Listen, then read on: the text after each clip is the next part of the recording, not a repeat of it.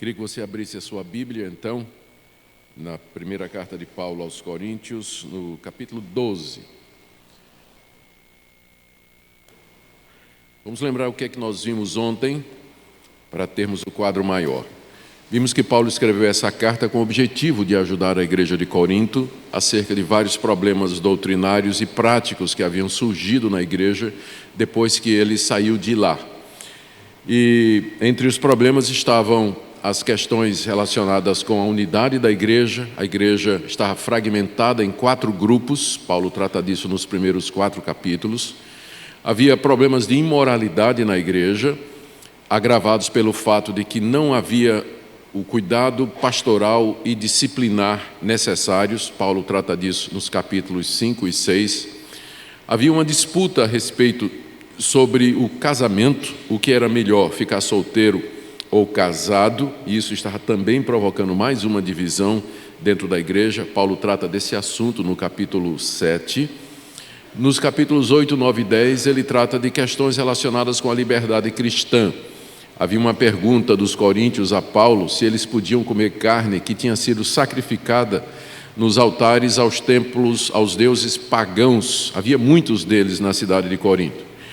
Seria mais ou menos o equivalente hoje, você passando numa encruzilhada, encontrar uma galinha preta, uma garrafa de cachaça e uma vela vermelha. Todo mundo sabe o que é que isso representa, não é? É um despacho de macumba. A pergunta é se, não tem ninguém olhando, se você pode comer aquela galinha. Você não participou, você não fez, você não acredita naquilo, mas ela foi usada num cerimonial diabólico. O crente poderia comer aquela galinha, não é? Então, era mais ou menos essa a questão que os coríntios tinham para trazer ao apóstolo Paulo. Toda a carne em Corinto provavelmente vinha dos templos pagãos, onde haviam sido oferecidas aos ídolos. Então, um grupo na igreja achava que podia comer. Foi Deus quem fez a carne, os animais e tudo para o nosso gosto. E tem outros que achavam que era carne contaminada e que comer representava um perigo espiritual. Paulo trata da questão da liberdade cristã nessas coisas nos capítulos 8, 9 e 10. E depois havia muitos problemas relacionados com o culto da igreja. E Paulo trata disso nos capítulos 11, 12, 13 e 14. Eu esqueci de mencionar ontem que tinha mais um problema. Tinha um grupo na igreja que não acreditava em ressurreição. E Paulo tem que tratar disso no capítulo 15.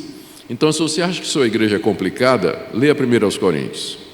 E você vai dar graças a Deus por estar numa igreja pacífica, que tem suas dificuldades, mas nada se compara a essa igreja extremamente problemática, fundada por Paulo, inclusive, né? Ou seja, nem sempre é culpa do pastor, né? Nem sempre. Muito bem. Então, nós estamos focando na parte onde Paulo trata das questões relacionadas com o culto. Havia vários problemas no culto da igreja de Corinto. Isso porque, como nós dissemos, o culto é onde desembocam os problemas da igreja. O culto da igreja vai ser aquilo que ela é. Então, um reflete o outro. A igreja de Corinto era uma igreja complicada, era uma igreja com problemas de divisão, com conceitos errados sobre espiritualidade, e o resultado é que essas coisas todas eram refletidas no culto. Primeiro, havia um grupo de mulheres que, entendendo errado o evangelho que Paulo havia pregado, de que em Cristo não há mais homem nem mulher, nem servo nem livre, mas todos somos um em Cristo Jesus, elas pensavam que isso significava a abolição de todo o ordenamento de Deus com relação à vida, a família e a igreja, e elas queriam então se livrar do símbolo do seu papel de submissão naquela época, que era o véu. Paulo trata disso no capítulo 11, na primeira parte, nós vimos ontem. Depois ele trata uma questão relacionada com a ceia do Senhor, a ceia era celebrada em meio à festa do ágape. Os coríntios não tinham uma atitude correta, havia muito egoísmo, cada um estava preocupado em comer primeiro, gente que estava abusando da bebida, e o resultado era que na hora da celebração da ceia não havia clima, havia brigas e conflitos entre eles, a ponto de Paulo dizer: vocês estão, na verdade, se reunindo para pior e estão comendo e bebendo juízo para vocês. E ele dá algumas instruções a respeito da celebração da ceia do Senhor. E agora, no capítulo 12, ele inicia o tratamento do que parece ser o problema mais grave com relação ao culto, que era o uso dos dons espirituais na igreja de Corinto. Eu preciso fazer algumas observações antes de entrarmos na análise do capítulo 12. Eu espero que essas observações preliminares nos ajudem a entender o que Paulo está dizendo aqui, não só no 12, mas também no 13 e no 14. Os estudiosos sugerem que havia um grupo na igreja de Corinto que poderia ser corretamente chamado de os espirituais. Os espirituais. Eles eram chamados, ou podem ser considerados espirituais, porque eles associavam a espiritualidade com a manifestação de determinados dons, praticamente ou especialmente o dom de línguas e o dom de profecia. Então, para eles, a presença de Deus se manifestava no culto quando os irmãos começavam a falar em línguas e profetizar.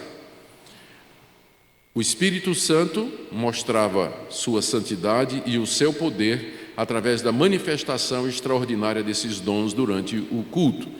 Então, porque eles entendiam que a manifestação do Espírito Santo era principalmente através desses dons, línguas e profecia, esses dois dons eles eram apreciados, valorizados e priorizados no culto.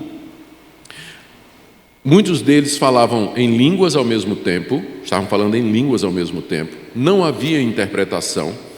Vários profetas se levantavam durante o culto e traziam aquilo que eles diziam que era uma palavra de Deus para a igreja, e não havia uma ordem, não havia uma sequência, não havia uma orientação no culto. Talvez os coríntios achavam que deviam deixar Deus agir, e Deus agia levantando esse ou aquele, uma pessoa ou outra, para falar em línguas ou profetizar durante o culto, prejudicando o ensino da palavra, prejudicando o uso do dom dos mestres e doutores que havia na igreja para o ensino da própria.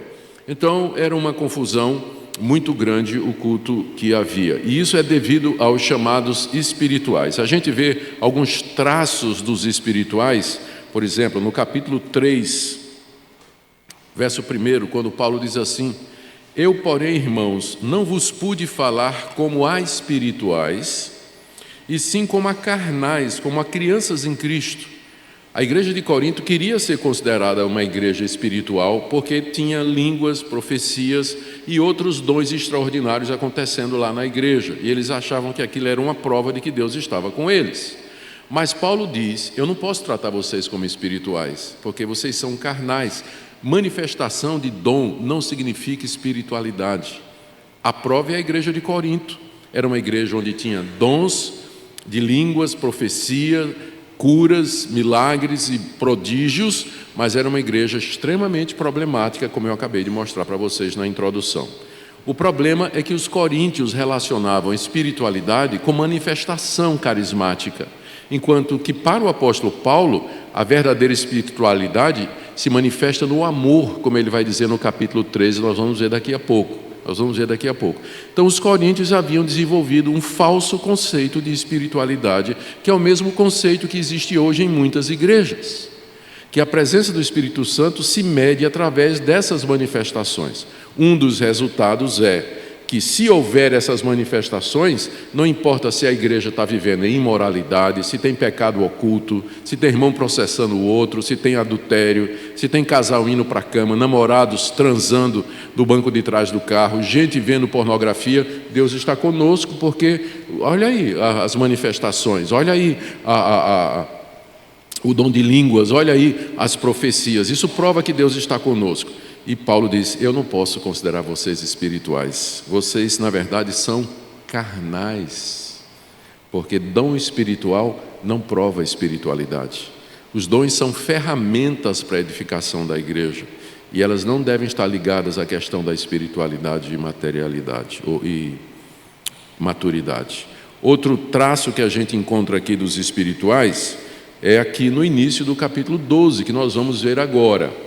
Se você abrir sua Bíblia aí no verso 1 do capítulo 12, e você está com a Almeida, que é a versão que a gente usa, a Almeida atualizada, que é a versão que a gente usa na IPB, diz aí: a respeito dos dons espirituais, não quero, irmãos, que sejais ignorantes.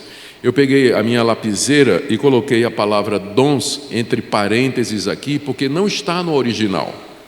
No original está dizendo literalmente: a respeito dos espirituais, eu não quero que vocês sejam ignorantes. Quem botou dons foi a Sociedade Bíblica do Brasil, porque ela entendeu que Paulo está falando dos dons espirituais. Mas Paulo não está falando dos dons espirituais agora. Ele só vai começar a falar dos dons espirituais a partir do verso 4.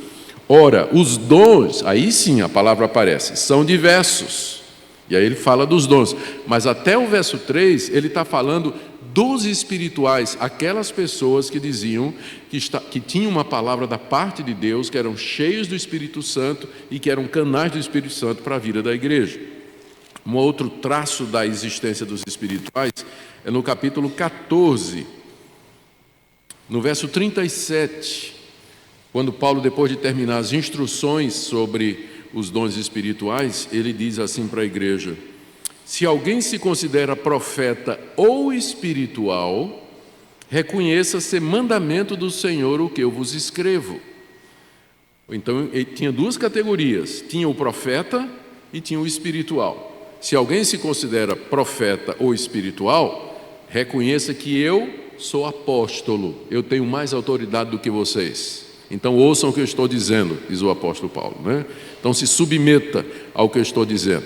Donde a gente percebe que espiritual é uma categoria meio que distinta de profeta. E quem eram então os espirituais? Era exatamente o pessoal que gostava do dom de línguas e achava que a manifestação das línguas era uma prova da presença de Deus no culto.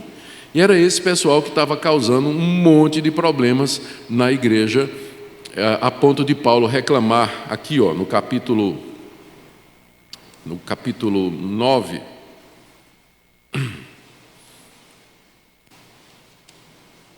perdão, capítulo 4, é a gripe. Olha a ironia de Paulo, capítulo 4, a partir do verso 8, ele escrevendo para os coríntios diz: já estáis fartos, já estáis ricos, chegastes a reinar sem nós. Sim, tomara reinasses para que também nós viéssemos a reinar convosco. E aí no verso 10, nós somos loucos por causa de Cristo, e vós sábios em Cristo, nós fracos e vós fortes, vós nobres e nós desprezíveis. O que é que Paulo está fazendo aqui? Ele está refletindo aquilo que a igreja de Corinto pensava a respeito de si mesmo, comparando-se com o apóstolo Paulo.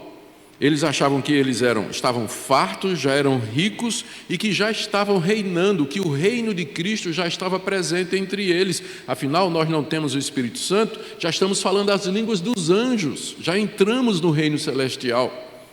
E Paulo diz: que bom que vocês estão reinando sem mim, não é? Ótimo, espero que vocês reinem mesmo.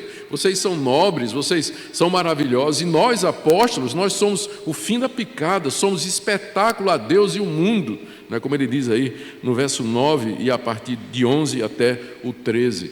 Então, a atitude da igreja de Corinto era de uma arrogância espiritual muito grande, a ponto de se comparar com o apóstolo Paulo e achar que eles estavam além do apóstolo Paulo. E quem era o grupo que estava promovendo isso, senão o grupo dos espirituais?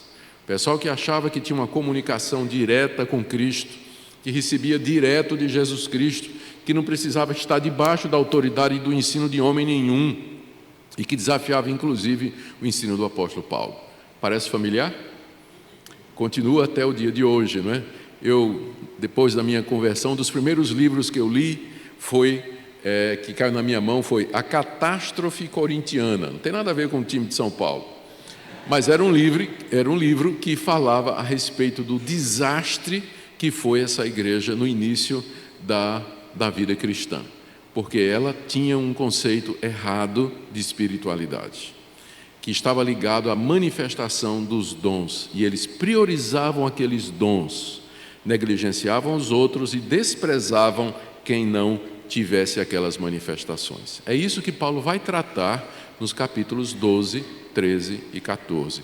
Por isso que eu acho que esses 3 capítulos, eles são talvez uma das partes mais relevantes para a igreja brasileira hoje, depois do surgimento do movimento carismático, na rabeira do movimento pentecostal, trazendo à luz o movimento neopentecostal, que enfatiza todas estas coisas. Graças a Deus que tem irmãos crentes, irmãos lúcidos e bíblicos dentro desses movimentos, mas infelizmente a porta se abriu por conta desse conceito errado do que é espiritualidade. E em nome do Espírito Santo, muita coisa errada tem sido feita e dita nesse ambiente. Eu espero poder ajudar hoje falando um pouquinho mais a respeito disso aí. Vamos então para o capítulo 12.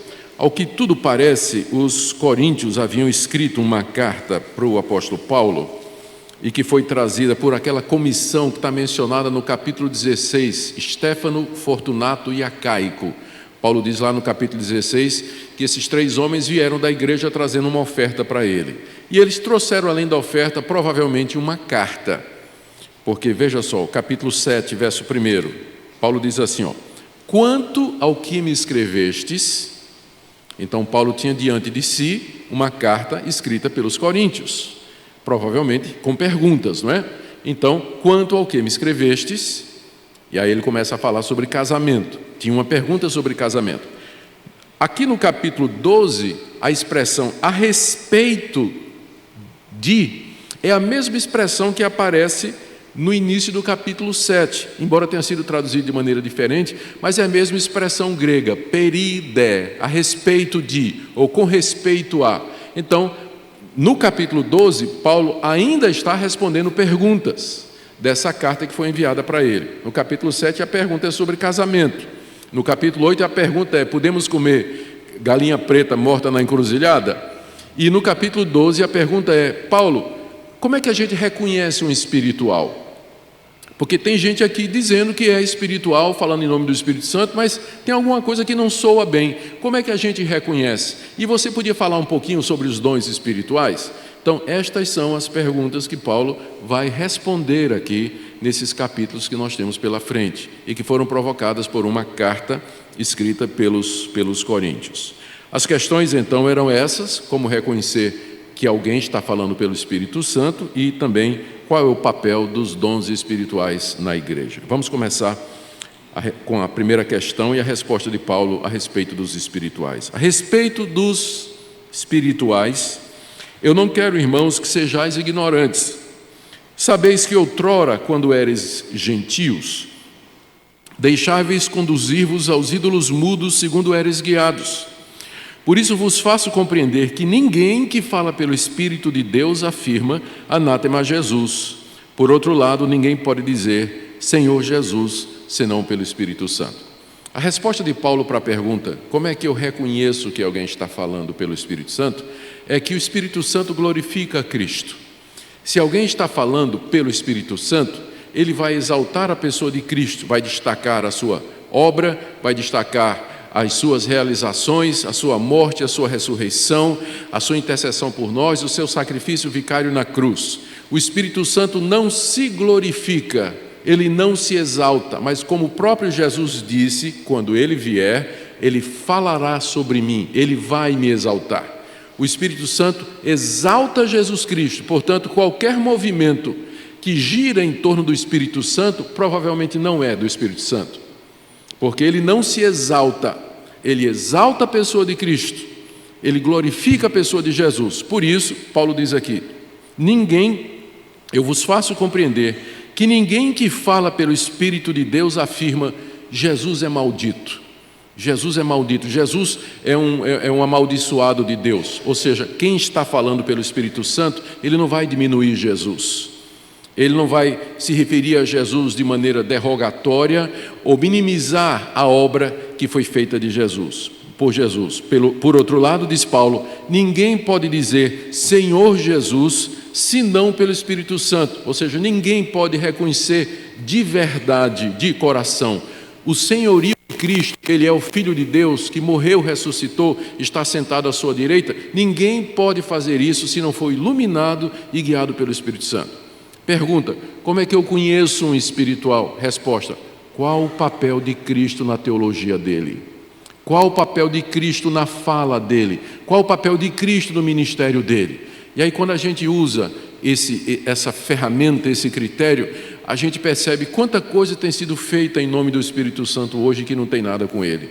Ministérios que giram em torno do Espírito Santo, dos dons do Espírito Santo, em torno de curas, de libertação, de batalha espiritual, de prosperidade, e onde a pessoa de Cristo quase não aparece.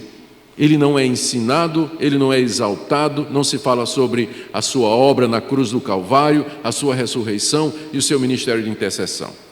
Então, o primeiro critério é esse. E Paulo faz uma analogia aqui no verso 2 para explicar isso. Ele diz assim, vocês antes, quando vocês eram descrentes, vocês eram guiados, vocês se deixavam conduzir aos ídolos mudos conforme eram guiados. Aqui ele está fazendo uma comparação e uma comparação e um contraste. Os pagãos são guiados pelos espíritos enganadores, a idolatria. Isso ele vai dizer, ele disse no capítulo 10, não é? Que os demônios estão por detrás dos ídolos. Capítulo 10, verso 20. Verso 19, que digo, pois, que o sacrificado ao ídolo é alguma coisa, ou que o ídolo tem algum valor? Antes digo que as coisas que os gentios sacrificam é a demônios que as sacrificam. Ou seja, aqueles cultos pagãos, os ídolos e tudo, não era uma coisa inocente de pessoas que não conheciam a Deus, mas os demônios estavam atuando por detrás e levando as pessoas a adorar falsos deuses. Então, da mesma forma como antes de você ser crente, você era levado pelos demônios a adorar falsos deuses, da mesma forma, uma vez que você se converteu e recebeu o Espírito de Deus, o Espírito de Deus lhe empurra para Jesus. Essa é a comparação que ele está falando aqui, que ele está fazendo. Antes, vocês eram guiados pelos espíritos imundos para os ídolos, mas agora vocês são crentes, cheios do Espírito Santo, vocês são guiados a Jesus Cristo. Aqui está o primeiro teste do verdadeiro espiritual. É aquela pessoa que glorifica a Jesus Cristo. Então, não meça a sua espiritualidade. Às vezes a gente pergunta assim, Deus, qual é o meu estado diante do Senhor?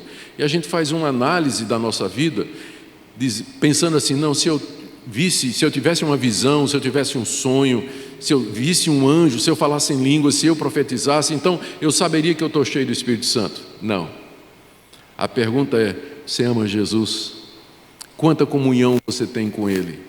O quanto você depende dEle? Como está o seu relacionamento por Jesus? Porque é assim que você mede a sua espiritualidade e não através dessas manifestações. Essa é a primeira resposta essa é a resposta de Paulo a essa primeira questão dos coríntios, como reconhecer o espiritual. A partir do verso 4, ele traz 7 princípios ou 7 orientações a respeito dos dons espirituais e o seu uso na igreja, que eu quero ver então com vocês.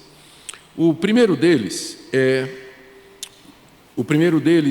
a unidade dos dons.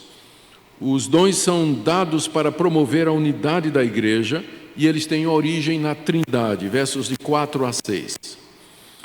Ora, os dons são diversos. Note o que eu disse. Até o verso 3 ele estava falando dos espirituais. Agora ele vai falar dos dons. Não é? Verso 4. Ora, os dons são diversos, mas o Espírito é o mesmo.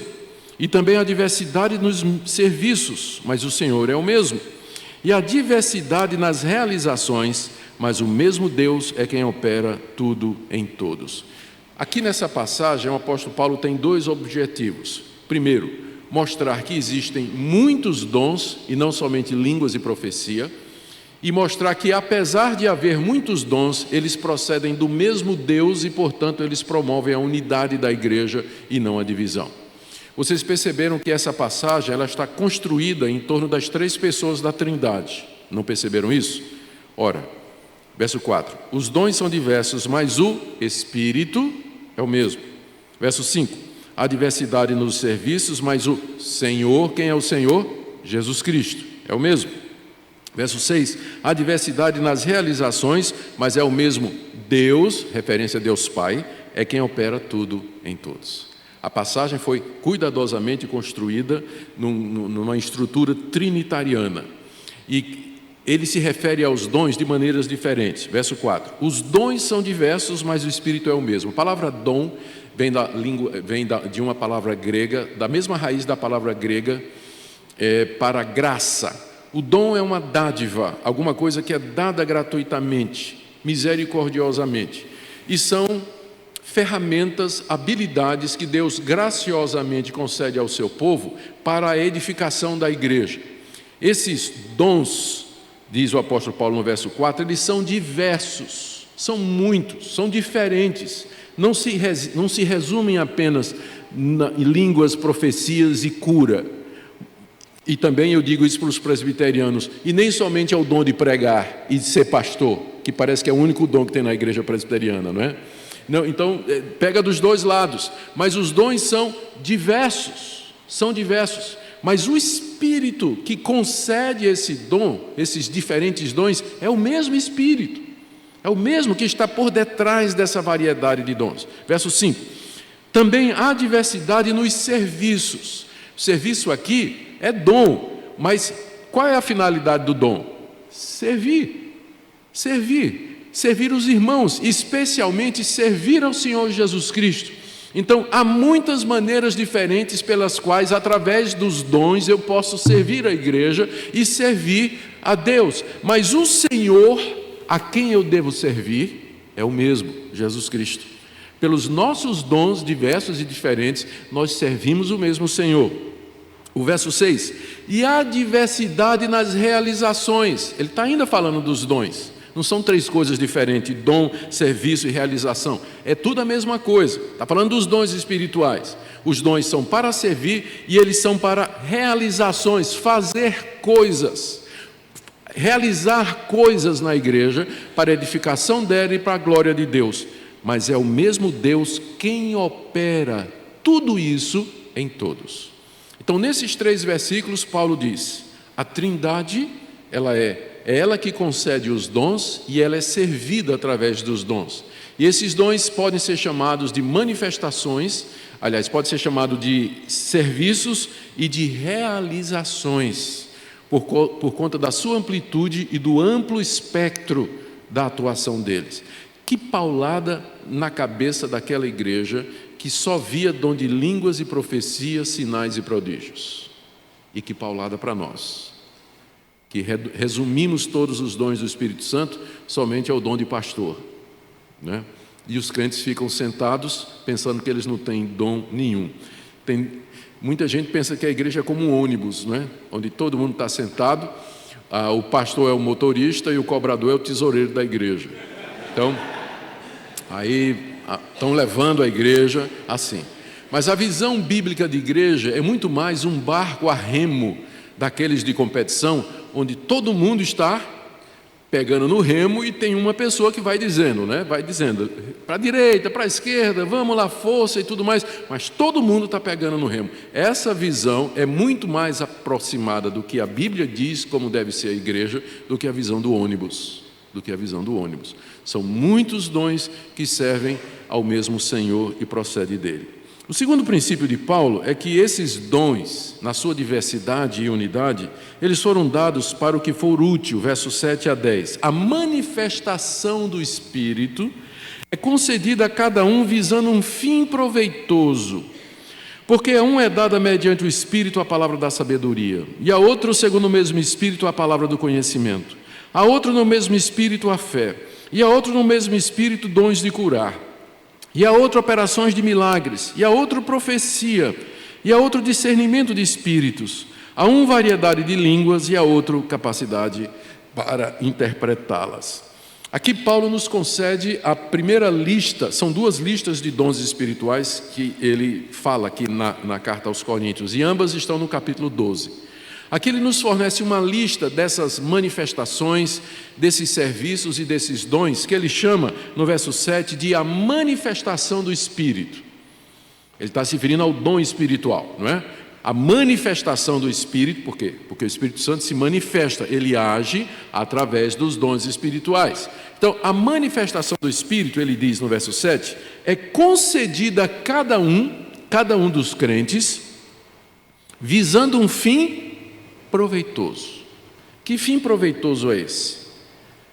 Então os dons eles não foram dados para outra coisa que não seja um fim proveitoso. Quando a gente examina a lista de coisas aqui, dos dons que Paulo enumera, a gente percebe que o fim proveitoso é a edificação do próximo, é a edificação da igreja.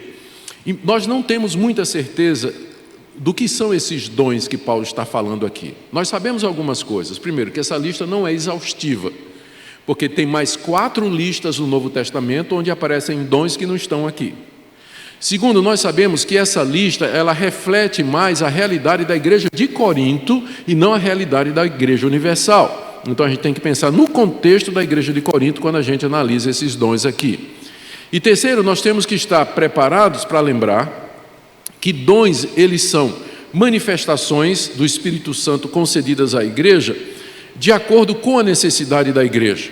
O que eu quero dizer com isso é que Deus nem sempre deu os mesmos dons em todas as épocas. No Antigo Testamento você tinha manifestações de Deus que nós não encontramos mais hoje. Você tinha homens como Sansão, que tinha uma força extraordinária, Nós encontramos no Antigo Testamento Deus fazendo coisas que parece que Ele fez uma vez só. Abrir o Mar Vermelho, sustentar 40 anos o povo de Israel com maná caído do Egito, fazer o sol parar, do nada criar todas as coisas. Deus é o mesmo, mas isso não significa que Ele age da mesma maneira em todas as épocas. Então, o pessoal diz assim, não, mas Deus é o mesmo ontem, hoje, eternamente, Ele tem que fazer hoje tudo o que Ele fez na Bíblia. Como assim? Então peça para Ele fazer cair pão do céu 40 anos para sustentar sua família. Peça para Ele lhe dar uma sandália que dure 40 anos e não gaste no pé, como Ele fez com o povo de Israel. Você acha que Ele vai fazer isso hoje? Peça para Ele abrir o rio Dourados para você atravessar com sua família. Ele vai fazer isso hoje? Ele pode? Claro que pode. Ele é Deus, Ele continua sendo Deus. Mas não confunda a imutabilidade de Deus com a mesmice de Deus. Deus é imutável, mas isso não quer dizer que Ele vive de mesmice, sempre se repetindo. Ele age de maneira diferente em épocas diferentes. Muitas dessas coisas aqui não aparecem no Antigo Testamento, e muitas coisas do Antigo Testamento não aparecem aqui. Então, o fato de que aparece na Bíblia não quer dizer que Deus está disposto a dar ou conceder esses dons todas as épocas a todas as pessoas. Isso aí a gente pode ter certeza. Muitas dessas coisas que estão listadas aqui, elas não aparecem mais na história da igreja. Já no século II e III, os escritores, como Jerônimo, Orígenes, eles já se referiam a essas listas dizendo, a gente não tem ideia exatamente do que é que Paulo quis dizer com isso, porque algumas dessas coisas a gente desconhece, não tem mais entre nós. Isso no século II. Então lembremos disso, quando a gente for analisar essa lista de dons. Então, quando a gente lê, a gente percebe que qual é o final proveitoso desses dons. No verso 8, a um é dada mediante o Espírito a palavra da sabedoria. A palavra da sabedoria, a gente não sabe direito o que é, mas é a capacidade de trazer o conhecimento ou a sabedoria bíblica para abençoar outras pessoas. Parece ser isso. A outro, segundo o mesmo Espírito, a palavra do conhecimento. É a capacidade que o Espírito Santo dá a uma pessoa para entender as coisas de Deus e transmitir esse conhecimento. Parece muito com o dom de mestre, não é? Que vai aparecer em outra lista e que não aparece aqui. A outro, segundo o mesmo Espírito, a fé. Essa fé aqui não é a fé salvadora que todos os crentes têm, mas é a capacidade de crer em Deus e operar milagres através disso. Como Jesus disse, se alguém tiver fé, dirá a esse monte, passa daqui para acolá, ele haverá de passar. Então está falando aqui dessa fé extraordinária capaz de gerar eventos sobrenaturais. Há outros no mesmo Espírito, dons de curar. Ninguém sabe por que está no plural. Dons de curar. Alguns acham porque é um dom que cura doenças diferentes, por isso, muitas doenças, por isso é chamado de dons. A verdade é que nós não sabemos porque Paulo se refere a dons de curar, como se houvessem diferentes dons de curar. Talvez um dom para curar um tipo de doença, um dom para curar outro tipo de doença, a gente não tem ideia, mas com certeza era a capacidade que Deus dava a algumas pessoas para orar e ver a pessoa levantar e ser curada daquela doença instantaneamente, como acontecia com Jesus, que tinha esse dom, e os apóstolos. Os apóstolos, quando curavam, a cura era imediata, era instantânea, era inequívoca, não havia dúvida nenhuma, e eles não falhavam nenhuma vez. Quando mandava levantar, levantava. Quando dizia está curado, estava curado. Quando ressuscitava, ressuscitava mesmo. Então, o dom de curar talvez vá nessa mesma linha. Há outros no mesmo espírito, operações de milagres. Qual é a diferença entre operar milagres e o dom de curar? A gente não sabe. Os dons de curar talvez tenham a ver com a sanidade das pessoas, e o dom de operar milagres seja alguma coisa do tipo multiplicar pães, andar sobre água, ou fazer qualquer coisa dessa natureza, né? Coisas extraordinárias que talvez acontecessem através desse dom. Há outros, a profecia. A profecia, ela não é tão fácil como parece. A primeira impressão que a gente tem é que o profeta é alguém que viu o futuro, mas isso era apenas uma parcela pequena do trabalho do profeta. O profeta era alguém que trazia uma palavra de Deus, que exortava o povo, chamava o povo ao arrependimento. Lê o livro do profeta Isaías, mais da metade do livro do profeta Isaías é uma chamada à nação de Israel para se arrepender dos seus pecados e voltar para Deus. Apenas uma parte é predictiva, e mesmo assim, quando Isaías prediz o futuro, ele faz isso baseado na lei. Porque na lei Deus tinha dito: se vocês me abandonarem, eu vou mandar um povo aí para castigar vocês. Isaías pegava isso e dizia: Deus está mandando um povo para castigar vocês, anunciando o cativeiro babilônico. Então até a predição era feita em cima de revelação anterior, palavra de Deus. E isso é muito importante. Não tem nada a ver com adivinhar o que é que está acontecendo na vida dos irmãos durante o culto, né? Isso não é profecia. Não é profecia, adivinhar o que está acontecendo na vida dos irmãos durante o culto. A outro é dado, segundo o Espírito, segundo o mesmo Espírito, discernimento de espíritos. A gente não sabe direito o que é isso. Alguns acham que discernimento de espírito é a capacidade de você sentir quando tem um demônio por perto, fica tudo arrupiado, né? Ó, tem um demônio aqui em algum lugar, porque eu estou me arrepiando aqui, né? Onde é que está? Onde é que está? Sai, né? Já fica olhando. Talvez tudo depende do que é que a palavra espírito significa aqui. Se refere a espírito imundo ou ao espírito humano? Discernimento de espírito, você ser capaz de, conversando com a pessoa, você entender o que aquela pessoa está dizendo e discernir se é um falso crente ou não, um falso profeta ou não. Pode ter essa interpretação também, dependendo do sentido da palavra espírito aqui, que é a mesma palavra no grego para espírito imundo ou para espírito do homem, e até para o espírito de Deus. A palavra pneuma no grego, ela serve tanto para espírito de Deus, espírito maligno, como espírito humano, a mente humana, a personalidade humana. Ao que é que Paulo se refere aqui quando ele diz capacidade de discernir espíritos? A gente não sabe. Bom, há outra variedade de línguas, a capacidade de louvar a Deus em línguas que você nunca aprendeu, em idiomas que você nunca falou, com os quais você não está familiarizado. É nisso que reside o milagre. E esse dom estava operante na igreja de Corinto. E a outro, capacidade para interpretar aquelas línguas, sobrenaturalmente entender o que é que está sendo dito ali e transmitir para a igreja, para que a igreja seja edificada. O que é que esses dons têm em comum? É que todos eles foram dados para a edificação do próximo. O dom de curar não é para mim, o dom de operar milagre não é para mim, o dom de fé não é para mim, a palavra do entendimento não é para mim, a palavra da sabedoria não é para mim. Ou seja, quando Paulo diz aqui no início dessa lista que os dons são dados para o que é útil e para o que é proveitoso, o proveito é esse: edificação do próximo. Os dons foram dados para que eu possa abençoar o meu irmão, abençoar a igreja. Os dons não são dados como um meio de autossustentação, autoedificação. Elas não são dados para me promover. Deus não me deu o dom de mestre para que eu me promova no meio da igreja. Deus não deu a ninguém dom nenhum para promover aquela pessoa, para que aquela pessoa se destaque e se torne uma celebridade. Por isso, todo mundo que usa os dons que recebeu de Deus para se promover e promover uma legião de fãs, fã-clube, ou alcançar algum destaque, está fazendo um uso errado dos dons espirituais. Eles não foram dados para isso. Eles foram dados para abençoar outras pessoas, para edificar a igreja de Cristo Jesus.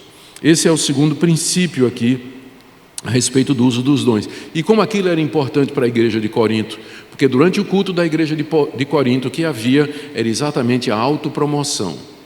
Gente se promovendo, especialmente através das línguas e das profecias. E Paulo diz, não. Os dons, eles são dados para o que é útil, para o que é proveitoso, e isso não significa a sua exaltação.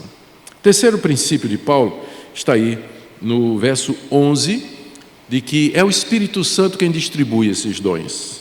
Mas, o mais aí é um contraste com a variedade de dons que tem aqui nessa lista. Mas, apesar de ter todos esses dons diferentes, um só e o mesmo Espírito realiza todas essas coisas.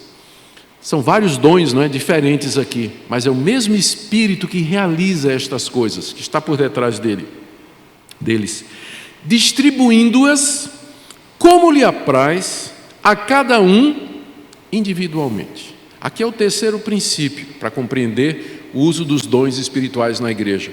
É o Espírito Santo quem distribui os dons a cada um, e isso como lhe apraz. Eu acho tão interessante quando as pessoas ficam buscando determinados dons, querendo dons. Eu queria ter o dom de cura. Encontrei uma pessoa que dizia que já há muitos anos vinha orando e pedindo a Deus o dom de cura. E eu respondi para ele com essa passagem, dizendo, meu irmão, se Deus não lhe deu até agora, não vai ser por conta das suas orações que Deus vai lhe dar, porque esses dons, eles são distribuídos conforme a vontade do Espírito Santo e não conforme a sua vontade. Eu fico triste quando eu vejo jovens e outras pessoas iludidas por pastores que insistem com elas que elas têm que ter determinados dons e que têm que buscar, jejuar, procurar, se santificar para obter determinados dons, quando a Bíblia diz com clareza que esses dons, eles são distribuídos livremente pelo Espírito Santo como lhe apraz. O que nos resta é descobrir esses dons, descobrir as pessoas que têm esses dons, capacitar essas pessoas para que elas possam exercer o seu ministério no meio da igreja. Isso tem a ver comigo também. O que é que Deus me concedeu? Que habilidades Ele me deu? E de que maneira eu posso usá-las para a glória de Deus na igreja ou fora dela? O quarto princípio tem a ver com a promoção da unidade.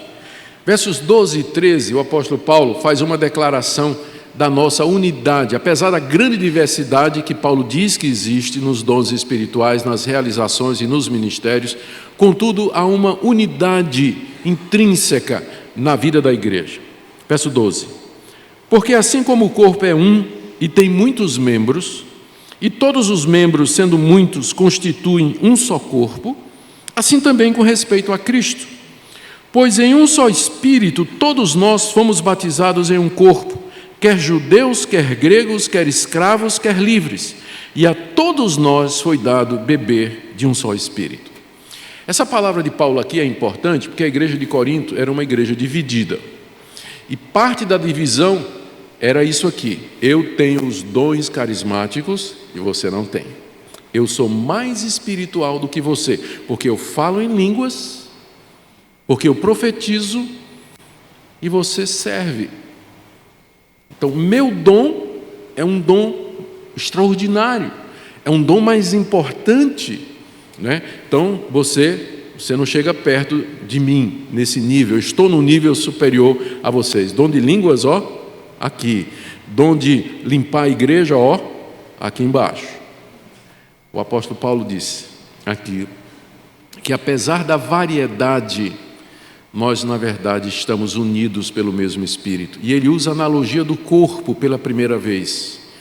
O corpo é um só, o corpo humano, mas ele tem muitos membros. E o que é que junta esses membros? É o mesmo sangue que corre através deles, o mesmo sangue que irriga o meu rosto, é o mesmo sangue que irriga a minha mão.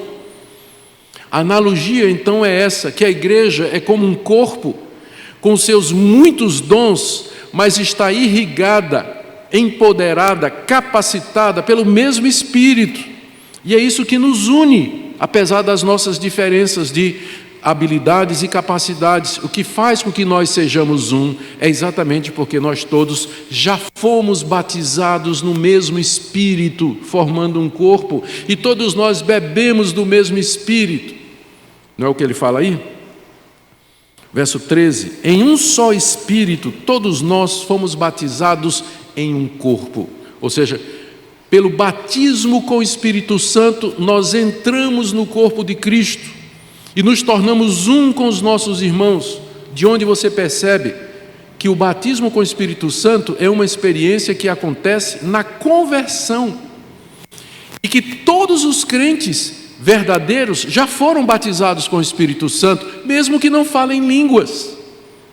Mesmo que não falem línguas. Essa associação de batismo com o Espírito Santo, evidenciado por línguas, é de uma leitura, de uma hermenêutica equivocada do livro de Atos, onde no livro de Atos você tem a transição da antiga aliança para a nova, e a chegada do Espírito Santo foi evidenciada por um dom visível que pudesse atestar que novos grupos estavam sendo adicionados à igreja. No dia de Pentecostes, os judeus, depois os samaritanos, que era o próximo grupo em Atos 8, depois os gentios em Atos 10, e depois os discípulos de João Batista, que representavam os crentes do Antigo Testamento, em Atos 18.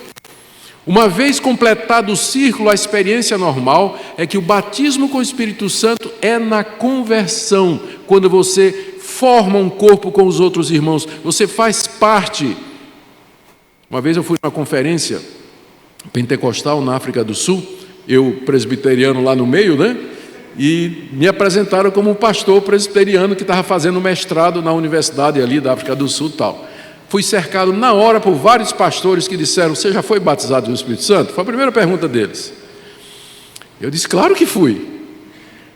E eles perguntaram: e o senhor falou em línguas? Eu disse: não. Então eles disseram: então o senhor não foi batizado com o Espírito Santo?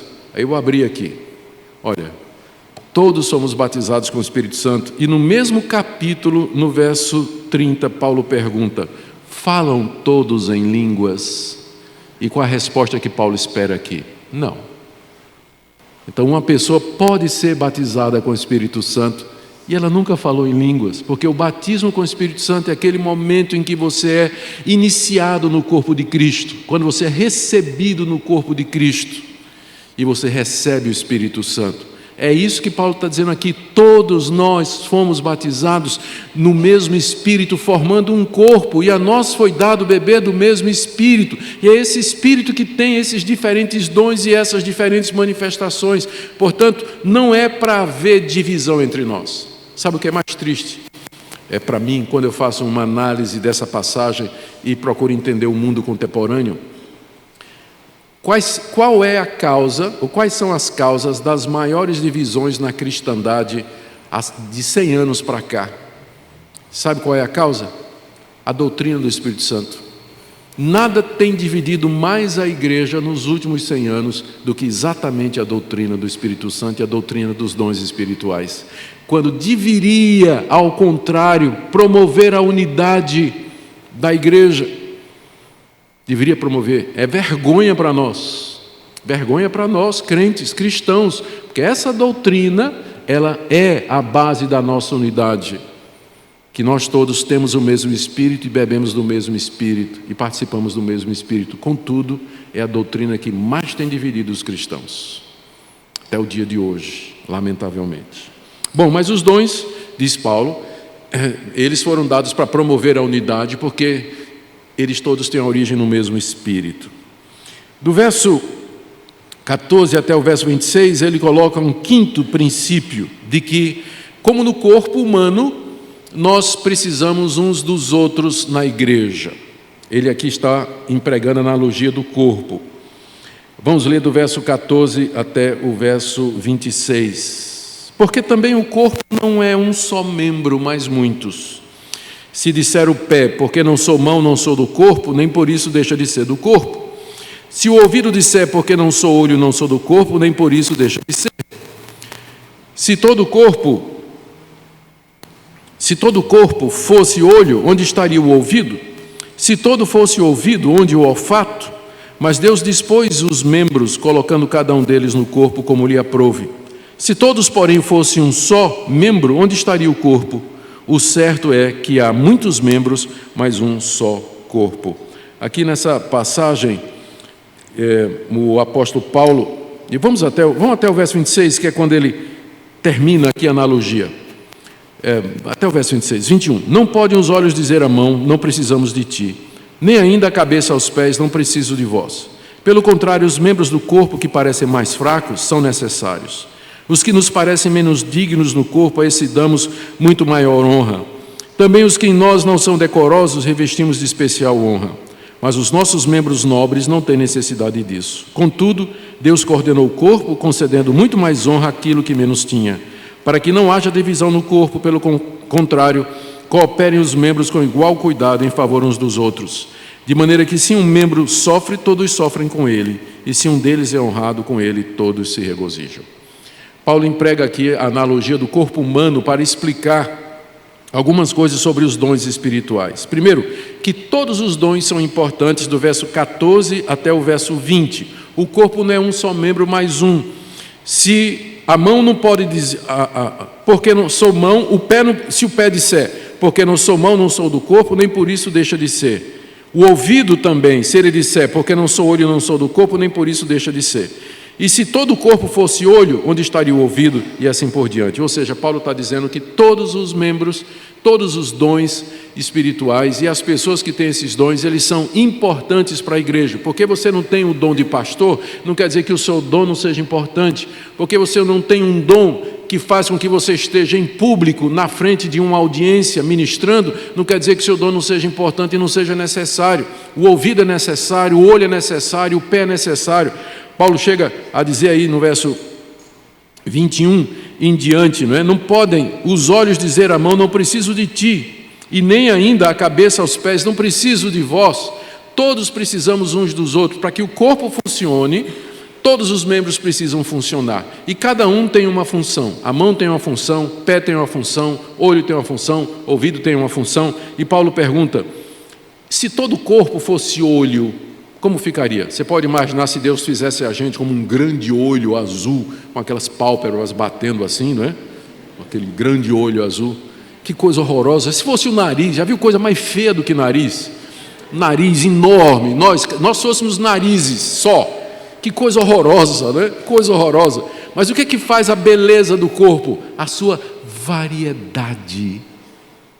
Variedade, nós temos olhos, temos ouvido, temos nariz, temos boca, dente, é tudo diferente, bonito, combinações, né? Não tem uma pessoa igual a outra, é tudo combinado de uma forma diferente, nos fazendo muitos plurais e ao mesmo tempo únicos e portanto importantes e necessários. É isso que essa analogia está dizendo aqui. Todos têm um lugar no corpo de Cristo. Por que Paulo está enfatizando isso? Ele está enfatizando isso porque para a igreja de Corinto, o corpo era uma grande língua. Era o dom que eles queriam, era o dom que eles enfatizavam. Esse dom que tinha primazia. E Paulo diz, não. A variedade é grande, somos muitos.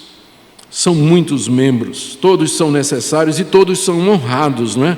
A partir aí do verso 23 até o verso 26, ele fala dos membros do corpo que parecem ter menor honra, provavelmente ele se refere aos órgãos genitais. Esses a gente dá maior honra, a gente cobre, a gente cuida, não é?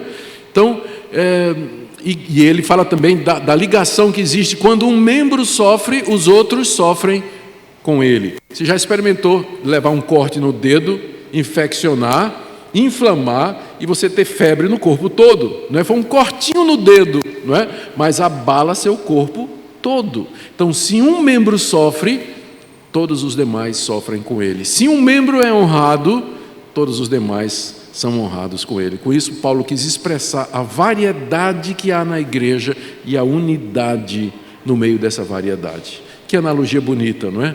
E que nos ajuda a entender como é que a igreja funciona. Ela é o corpo de Cristo.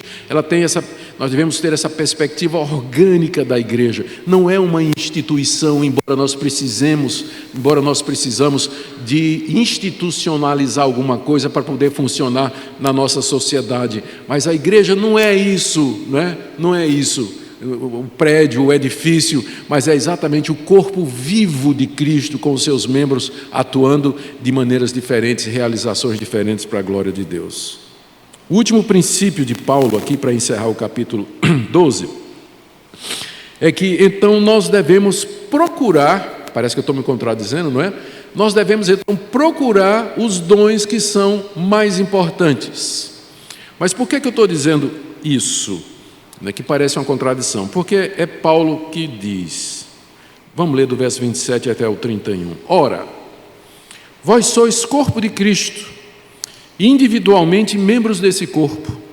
A uns estabeleceu Deus na igreja, primeiramente apóstolos, em segundo lugar profetas, em terceiro lugar mestres, depois operadores de milagres, depois dons de curar, socorros, governos, variedades de línguas. Porventura são todos apóstolos, ou todos profetas, são todos mestres, ou operadores de milagres, têm todos dons de curar, falam todos em outras línguas, interpretam-nas todos. Entretanto, procurai com zelo os melhores dons. Essa lista aqui pode parecer que está contradizendo o que Paulo disse até agora. Porque aqui você tem uma lista, uma segunda lista de dons, mas que começa dizendo que Deus colocou na igreja primeiro, segundo e terceiro. E lá no final ele diz, procure então os melhores dons. Quais seriam os melhores dons? Os que vêm primeiro, segundo e terceiro. Então, parece contradizer o que ele tinha dito agora, que a igreja é como um corpo, onde todos os órgãos são importantes e que todos funcionam dentro da sua finalidade e todos têm um propósito. Mas se a gente agora estender a analogia do corpo mais um pouquinho, a gente talvez entenda o que é que Paulo está dizendo aqui. Todos os membros do meu corpo são importantes, são necessários e são bons, mas eu vivo sem uma mão, não vivo? Se eu perder uma mão no acidente, eu continuo vivendo? Continuo. Se eu perder os 2 olhos, eu continuo vivendo, mas continuo vivendo. Se eu perder um rim, ou seja, todos os órgãos são importantes, mas tem alguns que são vitais para a existência. Por exemplo, e se eu perder meu coração? Aí não. Se eu perder o cérebro? Aí não. Então, embora todos os dons são importantes, alguns são vitais para a existência da igreja e para o funcionamento dela. Por isso que Paulo começou essa lista dizendo, Deus colocou na igreja, primeiro, apóstolos, aqueles que receberam a verdade de Deus, a revelação de Deus, os fundamentos da igreja. Em seguida, profetas, que eram aqueles que explicavam a palavra para o povo, movidos pelo Espírito Santo. Depois, mestres que regularmente discipulavam e pastoreavam o rebanho de Deus. O que é que apóstolo, profeta e mestre têm em comum? É que eles pastoreiam através da palavra.